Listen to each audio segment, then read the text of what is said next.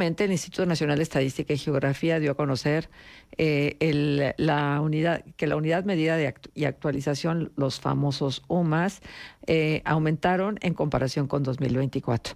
Vamos a enterarnos en qué afecta esto a la economía, a nuestra propia bolsa, en nuestra propia bolsa y a todo lo que tiene que ver con el dinamismo de la economía en el entorno. Bueno, y lo vamos a hacer de la mano con el doctor Antonio Serrano Camarena, doctor en Economía, investigador y catedrático de la Universidad Autónoma de Coahuila.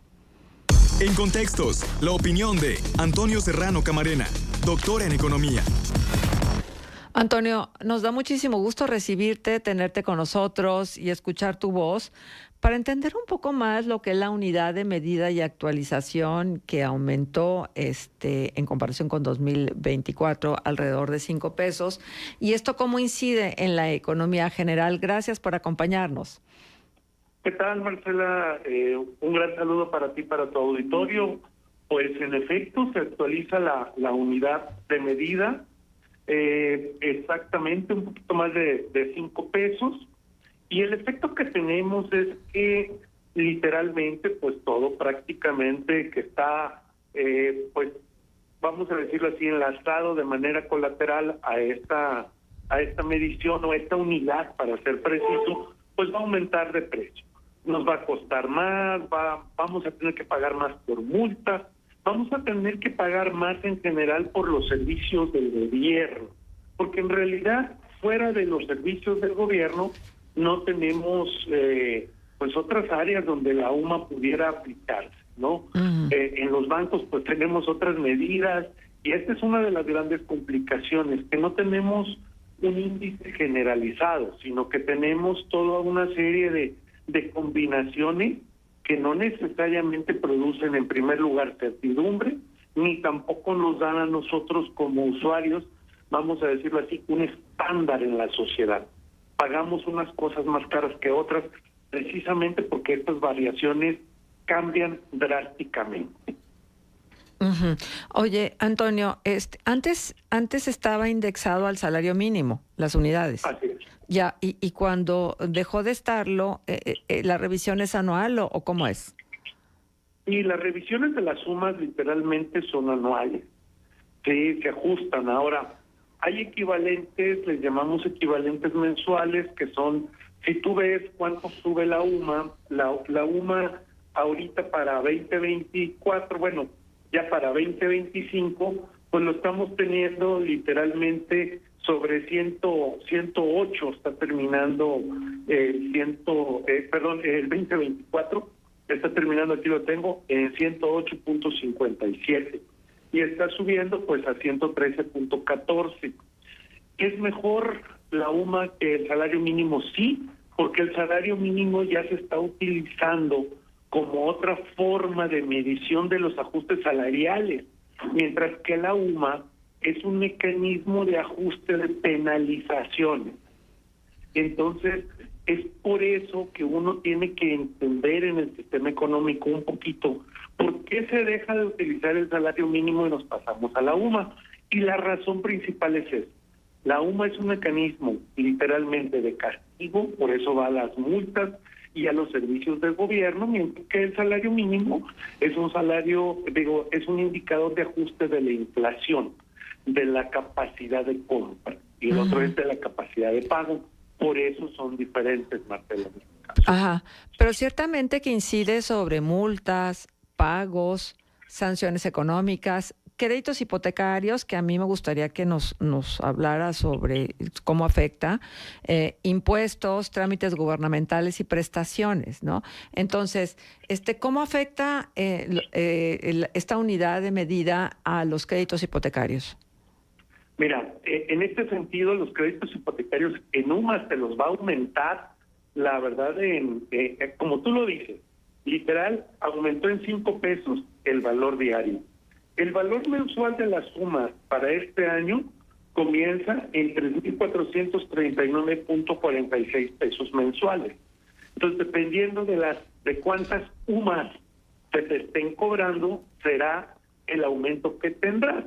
Ahora, tú dices, bueno, aumentó 5 pesos por día, sí, 5 pesos por 30 días, pues prácticamente estás teniendo un aumento de 150 pesos al mes. Ujú. Entonces, ¿qué va a pasar? Vas a pagar más. ¿Es mejor pagar en UMAS que en salario mínimo? Sí, definitivamente. Porque, pues, si tú no sacas esa inflación de 150 pesos, te darás cuenta que es una inflación relativamente barata. Sí, es una inflación, pues la verdad, menos del 2% de lo que estás pagando. Entonces, ¿te conviene pagar en UMAS? Sí, te conviene pagar en UMAS. ¿Te conviene más que en aumentos salariales? Sí, porque los aumentos salariales al mínimo están sobre el 12%. Entonces te sale más barato. En ese sentido, nos conviene más también pagar impuestos, pagar multas, porque no se incrementan en la proporción que se viene incrementando el salario mínimo. Entonces, ¿sí tenemos una ganancia? Sí hay una ganancia. ¿Es mejor en este momento contratar créditos en UMAS? Sí. La respuesta inequívoca es sí, bajo cualquier circunstancia, porque los créditos en UMAS, al menos en los siguientes 5 años, van a ser prácticamente 1/3 de los aumentos del salario mínimo. Como yo les digo ahorita, la situación en términos del costo del dinero o de lo que nos cobran por multas o lo que pagamos de tasa de intereses o lo que pagamos de impuestos, siempre la UMA va a ser el mecanismo más barato que tenemos. Por eso tampoco es usado o muy usado en la banca comercial. La banca comercial en créditos hipotecarios, por ejemplo, ahorita trae 9.75 a 9.95. La UMA anda sobre el 2% si lo sacamos, los créditos del Infonavit sobre el 14%. Entonces, la UMA es una buena opción, siempre y cuando, obviamente, no vayas a pagar 4, 5 o 6 UMAs, como me ha tocado ver en algunos casos, en créditos que se renegocian en UMA y te dicen, mira, aquí es más barato, pero en realidad no te están cobrando 1 o 2, te están cobrando 6, 7, es más, me ha tocado ver a mí hasta 20 UMAs en términos de pagos de multas o de créditos vencidos renegociados. Ajá, pero tiene que tener esta condición, créditos vencidos, no la adquisición de un nuevo crédito. Así es, porque prácticamente los nuevos créditos, te insisto, no están dados en una UMA o 2, porque pues los créditos deben de cubrir básicamente 3 cosas: inflación, número 1, 2, la tasa de riesgo, y número 3, la tasa de ganancia de la persona que presta el dinero. Si traemos una inflación del 4,5% en promedio, pues entonces yo no puedo tener en general préstamos que sean de una UMA. Normalmente me van a cobrar 2, ahorita lo que estoy viendo en el promedio del mercado, hacia final del 2024, porque apenas se están abriendo este tipo de créditos, es que se estaban prestando sobre 6 UMA, que sigue siendo bastante razonable porque es un poco menos del 12%, que es una tasa competitiva en el mercado fuera de los créditos hipotecarios, y entonces pues, nos va más o menos bien. El problema es que, insisto, el UMA no es un mecanismo de indexación crediticia generalizado en México. Si tú me preguntas cuál es la razón, lo diré muy fácilmente.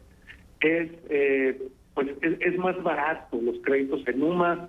Los créditos en UMA también están más controlados porque en general, conforme pasan los años, los créditos en UMA aumentan bastante menos que los créditos comerciales en otras tasas.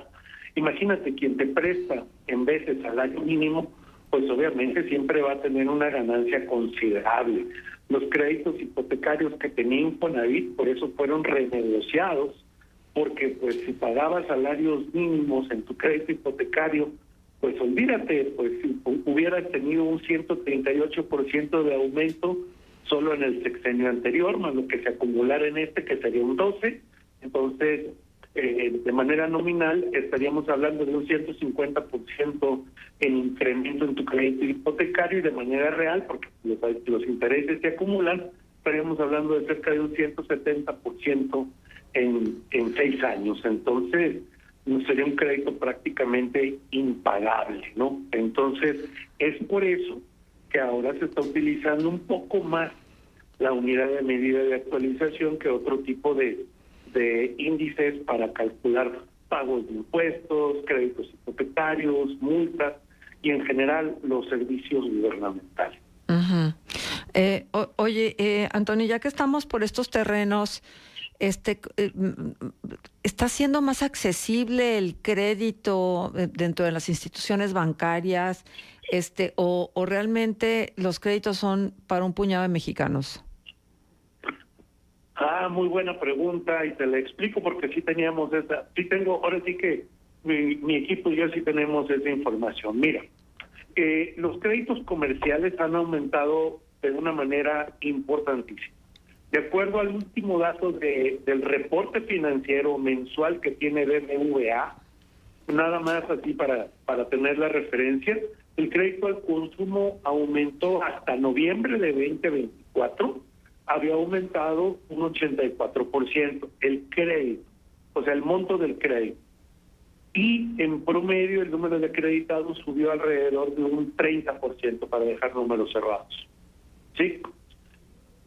¿Quiénes se han visto más beneficiados en términos de los créditos al consumo? La gente que gana de 4 salarios mínimos en adelante. ¿Sí?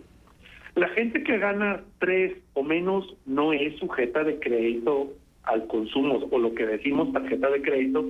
En nuestro país, los bancos pues prácticamente no le prestan a ese segmento de la población en tarjeta de crédito, pero tienen otros mecanismos de crédito que también han aumentado.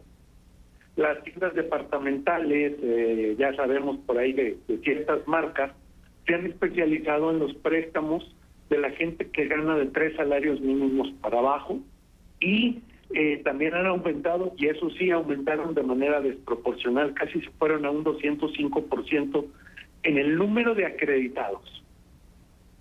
El asunto es que a ese segmento de la población se les prestan pues cantidades bastante menores, ¿no? El crédito promedio, por ejemplo, de una tarjeta de crédito ronda los 40,000 pesos, las tarjetas de crédito de tierras departamentales y cuasibancos, como les llamamos, andan sobre créditos de 12,000 pesos. Entonces sí hay una diferencia considerable. Sobre si es más fácil, sí, es más fácil pedir en este momento un préstamo. ¿Por qué? Por 2 razones principales. La primera es que los bancos necesitan incrementar de manera natural su base de negocios, y eso lo pueden lograr aumentando el número de acreditados o aumentando la cantidad que te prestan y que tienes disponible para pedir prestado. Sin embargo, si aumentas la cantidad en la gente y la gente se endeuda más, aumenta de manera natural, de una manera más alta, el riesgo de que la gente no pague. Claro. Entonces, los bancos han buscado la opción de estar acreditando a más personas con créditos pequeños. Estamos viendo tarjetas de crédito de 6,000 pesos, estamos empezando a ver préstamos de nómina también, más baratos, que andan ahorita en los 38% de tasa anual. Entonces, que de todos modos es muy alto, Antonio, sí. 38% de tasa anual. Te voy a decir lo que decimos los economistas. El dinero más caro es el que no se tiene. Claro, entiendo. Y, sí, ahorita en México, la gente, ahora sí, fíjate, la gente dice, oye, es que 38% es muy caro. Sí, pero el problema es que en México no tenemos la cultura del ahorro. Entonces, al no tener la cultura del ahorro, circunstancias de salud, de muerte, es más, te pongo un caso, ¿va? Cierta persona se le enferma a su papá, y obviamente tú sabes cómo está, y nuestro público sabe cómo está la situación en los hospitales públicos. No hay medicina, en algunos casos tienes que comprar hasta la anestesia, tienes que comprar los instrumentos para que, aunque sea un hospital público, te puedan operar, porque los hospitales, si bien tienen ahora sí que la mano de obra, tienen los doctores, las enfermeras y todo, están escasos en los recursos. Entonces tienen que pagar. ¿Y qué tienes que hacer ahí? Recurrir a ese tipo de préstamos. Un préstamo más barato en este momento, dadas las condiciones de crédito en México, de hecho, sería casi imposible. Oye, es una tasa muy alta. Sí, son tasas altas, Marcela, porque desgraciadamente las tasas de impago, y te doy el dato que reportó a noviembre BBVA, más ahí para que ya lo tengas, que es 4.83%, ya dejó de pagar las tarjetas o créditos al consumo. Esa es una tasa muy alta y va todavía a la alza. Entonces, tú tienes que compensar.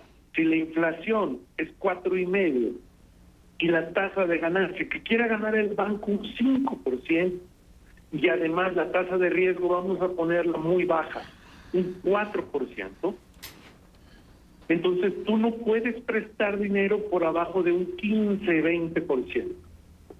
¿Sí? Claro. Este es el gran problema en México. Esa es la diferencia de México con otros países. Aunque yo quisiera prestar el dinero muy barato, no puedo porque en el crédito al consumo no tengo garantías. Entonces, la única forma que tengo de evitar caer yo mismo en una cuestión de bancarrota, pues es cobrando un poco más para financiarlo con los que pagan a los que no pagan. Claro. Ese es el costo. Ese es el costo en México. De hecho, el costo real nominal del dinero, o sea, si quisiéramos decir cuánto es lo mínimo a lo que podemos prestar sin garantía, en México es del 16% ese número. ¿Por qué los créditos hipotecarios bajan al 9.75, 9%?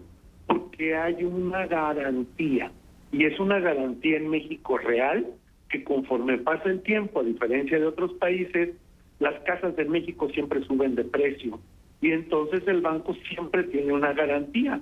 No me pagas, tienes 3 meses, ya no me pagaste en el 3 meses, un día me quedo con la casa, la puedo rematar y todavía con ese remate obtengo yo una ganancia. Entonces, por eso los créditos hipotecarios son más bajos, porque hay una garantía. Los créditos al consumo son caros y están indexados, algunos en UMAS, algunos en más salarios mínimos, otros ya estamos empezando a ver instrumentos que están indexados a los CETES, ¿verdad?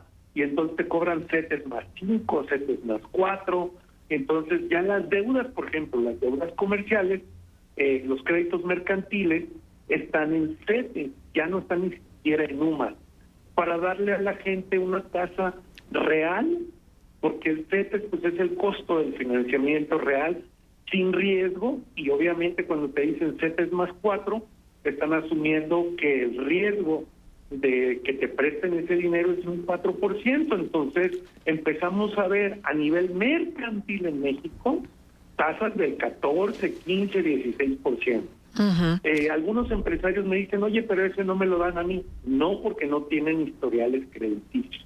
Entonces, como yo les digo siempre, tanto en UMAS como en cualquier otro indicador, necesitamos ir creando un historial positivo de crédito para que nos puedan incrementar lo que nos prestan y nos puedan bajar las tasas. Porque en la medida, en México es un país algo extraño en el funcionamiento financiero. En otros países, específicamente Estados Unidos y Canadá, cuando tú necesitas dinero te lo prestan, aunque sea caro, pero te prestan cuando tú necesitas dinero. En México no te prestan los bancos hasta que no lo necesitas. O sea, cuando no necesitas es cuando te prestan los bancos, porque los bancos no quieren tomar riesgo. Prefieren cobrarte tasas un poco más bajas, aunque parezcan muy caras. Son tasas más bajas para ellos porque prefieren prestarte cuando no lo necesitas que cuando lo necesitas. ¿Por qué? Porque asumen que cuando tú necesitas el dinero no haces un análisis de tus capacidades de pago y en consecuencia lo que te prestan probablemente pues no lo pagues. Sí, entiendo. Esa es la circunstancia en el mercado financiero. Oye, Antonio, el tiempo nos gana porque está súper interesante la conversación. Quisiera preguntarte, ¿es buen tiempo para solicitar créditos? ¿Es buen tiempo, por ejemplo, para comprar casa? Sí, comprar casa sí. Voy a ser muy claro en ese sentido. Es un muy buen tiempo para comprar casa porque esperamos para empezar el siguiente año que sea un año un poquito más complicado que este. Para el siguiente año las finanzas públicas van a estar bastante apretadas y eso va a llevar a que la turbulencia en el mercado financiero pudiera generar un cierre de más opciones de crédito como las que tenemos ahorita. Ahorita los bancos están dando muy buenas oportunidades para que la gente pueda hacerse de un bien duradero. Traemos todavía tasas del 10% o menos, y la verdad es que la reevaluación de los bienes y raíces es casi al 7-8% anual. Entonces, prácticamente en 2 años recuperamos el costo neto de la inversión, y si tenemos unas finanzas personales bien planeadas, bien organizadas, es excelente. Si estamos pensando, por ejemplo, en cambiar, y me voy a ir a algo más barato, yo le recomiendo a la gente que si ve una oferta de un refrigerador que en términos reales baja un 30-35% y tienen su tarjeta limpia, aprovechen a usar la tarjeta, pago sin intereses, si hay esa posibilidad, y cambien su refrigerador, porque las tecnologías de hace 6 o 7 años consumen más electricidad.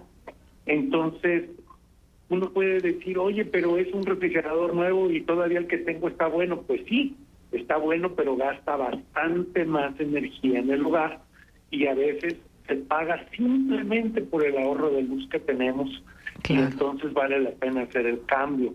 En los automóviles es donde hay que ser cuidadoso, porque de manera natural un vehículo pues siempre pierde valor, se va depreciando en el tiempo, y si además pagamos intereses, y los intereses en la parte automotriz por parte de los bancos, pues anda sobre el 15% en promedio, 14%. Entonces, en los autos sí, no es una buena idea pedir un crédito en este momento.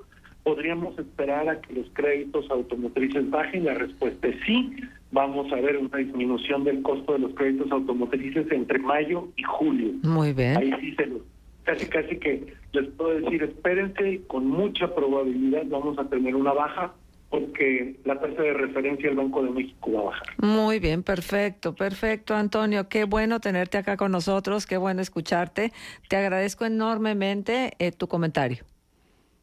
Al contrario, gracias por permitirme participar contigo, y seguimos a la orden. Un saludo para ti, para tu auditorio. También para ti, el doctor Antonio Serrano Camarena, doctor en Economía, investigador y catedrático de la Universidad Autónoma de Coahuila, estuvo con nosotros en esta opinión de la relevancia de las finanzas, y bueno, ya lo escucharon, así es que a planear se ha dicho. Son las 9:50, vamos a la pausa y volvemos ya. Escuchas Contextos.